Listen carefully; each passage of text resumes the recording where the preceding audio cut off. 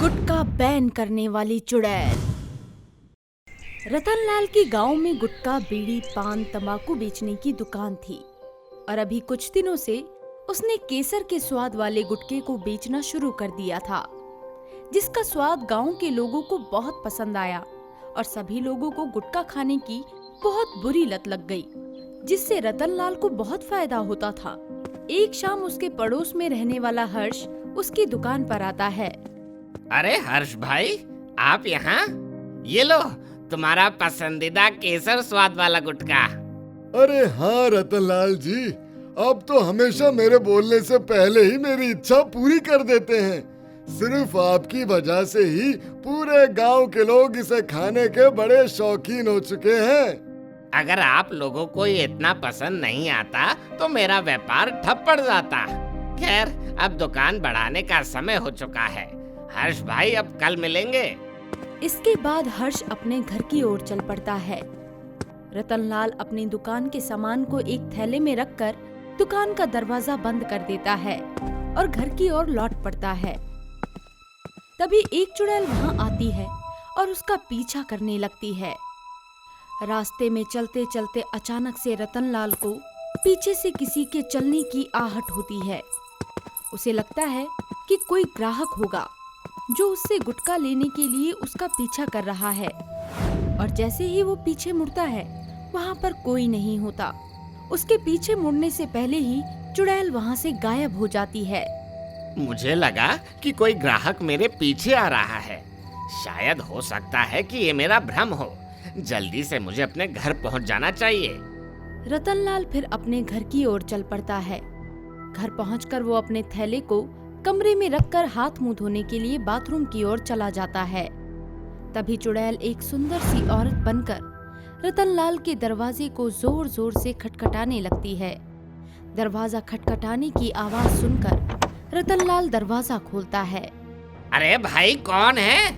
इतनी जोर से दरवाजे को मार के इसे तोड़ ही डालोगे क्या? रतनलाल जैसे ही अपने घर का दरवाजा खोलता है तो वो देखता है कि उसके सामने एक सुंदर औरत खड़ी है। रतनलाल कुछ कहता उससे पहले ही उस औरत ने रतनलाल की ओर अपना हाथ बढ़ा दिया। रतनलाल जी, क्या आप मुझे गुटखा देंगे? अरे बहन जी, इतनी सी बात के लिए आपने तो मेरा दरवाजा तोड़ ही दिया था। आप कल मेरी दुकान पर आइएगा, मैं आपको गुटखा दे दूंगा। जी, मैं आपको 2 गुने पैसे दूंगी, पर प्लीज आप मुझे अभी दे दीजिए। ये औरत तो गुटखा खाने की बहुत बड़ी शौकीन लगती है। जब ये दुगने पैसे दे ही रही है तो मैं इसकी इच्छा पूरी कर देता हूँ। आप जरा 1 मिनट रुकिए, मैं अभी आता हूँ। रतनलाल अपने कमरे में रखे बैग से गुटखा लेने के लिए चल पड़ता है। चलते चलते उसे पीछे से अपने घर का दरवाजा बंद होने की आवाज आती है। अरे बहन जी, थोड़ा सब्र कीजिए। तभी उसे पीछे से किसी के चलने की आवाज आती है, जिस तरह से उसने रास्ते में सुनी थी। इसे सुनकर वो एक पल के लिए रुककर पीछे मुड़ता है और कहता है, क्या आप रास्ते से ही मेरा पीछा कर रही थी? तूने सही पहचाना। इसके बाद वो सुंदर औरत चुड़ैल में बदल जाती है। उसका डरावना चेहरा देखकर रतनलाल बहुत बुरी तरह से डर जाता है और अपना संतुलन खोकर नीचे गिर जाता है। चुड़ैल, भगवान प्लीज मुझे बचा लो। रतनलाल घर से बाहर भागने की कोशिश करता है, पर चुड़ैल उसको अपनी शक्ति से हवा में उठा देती है और दीवार से टकरा देती है। ये क्या कर रही हैं आप? लगता है आज तो ये चुड़ैल मेरी जान लेकर ही मानेगी।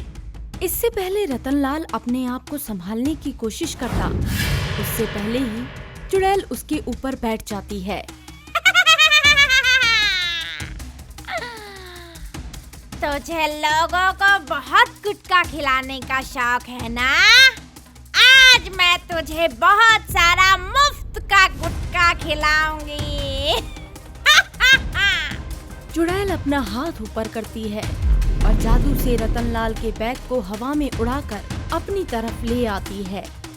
इसके बाद उस बैग में रखे सभी गुटखे के पैकेट निकलने लग जाते हैं और वो गुटखे के पैकेट रतनलाल से टकराने लगते हैं, जिस वजह से उसके चेहरे से खून निकलने लगता है।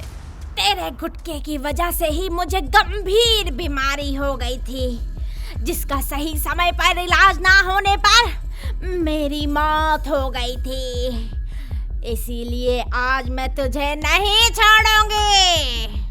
तभी हर्ष रतनलाल के घर आता है और देखता है कि दरवाजा पहले से ही खुला हुआ है। रतनलाल जी, क्या आप मुझे थोड़ी सी शक्कर दे सकते हैं? बहुत देर तक रतनलाल के न आने की वजह से हर्ष थोड़ा परेशान हो जाता है और उसे देखने के लिए वो उसके घर के अंदर जाता है। कमरे में चुड़ैल को देखकर हर्ष बहुत बुरी तरह से डर जाता है। चुड़ैल, रतनलाल ने तुम्हारा क्या बिगाड़ा है? प्लीज उसे छोड़ दो। रतनलाल के गुटके ने ही सब कुछ बिगाड़ा है। अगर तुम्हें रतनलाल द्वारा गुटके को बेचने से परेशानी है तो आगे से ये गुटका नहीं बेचेंगे। मैं तुम्हें इसका वादा करता हूँ। अभी के लिए तो मैं इसे छोड़ रही हूँ, पर अगर इसने गुटखा बेचना बंद नहीं किया तो ये अगली बार मुझसे नहीं बचेगा। चुड़ैल इतना कहकर वहाँ से गायब हो जाती है। हर्ष रतनलाल को जमीन पर से उठाता है और उसके घावों पर मरहम पट्टी करता है। रतनलाल हर्ष को सब बात बताता है। हर्ष भाई, मुझे तो डर लग रहा है। अगर मैंने गुटखा बेचना बंद कर दिया तो मैं पूरी तरह से लुट जाऊंगा। अरे भैया, तुम्हारी जिंदगी व्यापार से ज्यादा जरूरी है, इसलिए तुम भी इस काम को बंद कर दो। इसको खाने से कई गंभीर बीमारियां होती हैं, इसलिए मैं भी अब इसे खाना बंद कर रहा हूँ। रतनलाल हर्ष की बातों पर सहमति दिखाता है और अगले दिन अपनी दुकान पर पहुंच जाता है।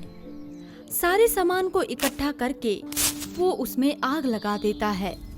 तभी वहां गांव के कुछ लोग आ जाते हैं और रतनलाल से इसके बारे में पूछते हैं। कुछ लोग रतनलाल को पागल भी कहने लगते हैं, जिसने किसी भ्रम के चक्कर में अपना अच्छा खासा धंधा बंद कर दिया। तभी वहां पर चुड़ैल आ जाती है, जिसे देखकर सब डर जाते हैं। रतनलाल, तुमने सही निर्णय लिया है। ये गुटखा खाना सेहत के लिए बिल्कुल भी अच्छा नहीं है। मैं इसे बहुत खाती थी, पर इसकी वजह से ही आज मेरी ये ऐसी हालत है। अगर तुम लोग एक स्वस्थ जिंदगी जीना चाहते हो तो तुम लोग अपनी गुटके खाने की आदत बंद कर दो। हाँ, हम सभी गांव के लोग आपसे इसका वादा करते हैं।